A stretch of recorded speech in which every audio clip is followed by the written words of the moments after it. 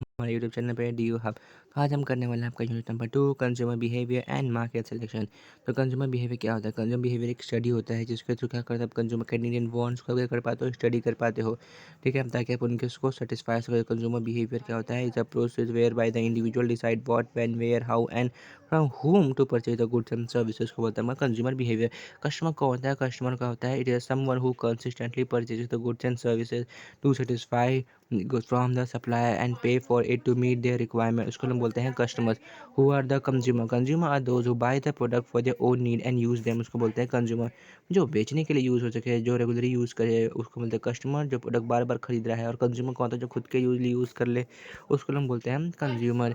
Nature of the consumer behaviour क्या होता है? Dynamic in nature, vary from customer to customer, lead to the purchase decisions and complex in nature होता है। Need क्या होता है? स्टडी कम है, कम देखें, हम उनके वांट को सेटिस्फाई कर सकें, हेल्प कर सकें, उनका अंडरस्टैंड को, कंज्यूमर के डिफरेंशिएशन को समझ सकें, development of the new product कर सके।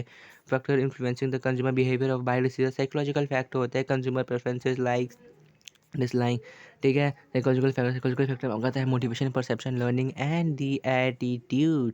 Then comes the social factor, due to the social and nature human are constantly surrounded by the peoples who can affect their purchasing decision, उसको बोलोगे social factor. Then comes the cultural factor. Cultural factor क्या होता है? The collection of the individual connected to the certain community believe and ideology, उसको बोलते हैं culture. जो आपको किसी भी इंडिविजुअल जो होता है वो किसी आइडियोलॉजी से जुड़ा हुआ होता है, उसको बोलते हैं कल्चरल बिहेवियर, यानी हिंदू, मुस्लिम, सिख, ईसाई। Then comes your personal factor. Personal factor होता है आपका पर्सनल फैक्टर होता है consumer personal circumstances have an impact on what they buy and these include the characteristics varies from the person to person which include your age, income, perception, नहीं चाहिए, lifestyle. नहीं। Economic factor क्या होता है? The consumer buying habits and decision many depends upon the economic status of the country और the market, उसको हम बोलते हैं इकोनॉमिक फैक्टर। इकोनॉमिक फैक्टर के अंदर देखो कौन कौन से फैक्टर होते हैं? पर्सनल इनकम, खुद की इनकम, फैमिली इनकम, परिवार की इनकम, सेविंग्स कितना आप खर्च करके बचाते हो, and consumer credit for easy option. The consumer who want to certify encourages with a greater expenditure, consumer buying decision process. Consumer buying decision क्या होता है? एक प्रोसेस होता है जिसको थ्रू आप अंडरस्टैंड करते हो कि कस्टमर के नीड एंड वांट्स क्या हैं। 5 डिसीजन प्रोसेस ऑफ परचेजिंग कौन कौन से होते हैं? वो 5 डिसीजन प्रोसेस है, याद कर पाओ आप। इसके शॉर्ट फॉर्म क्या होगा इसके?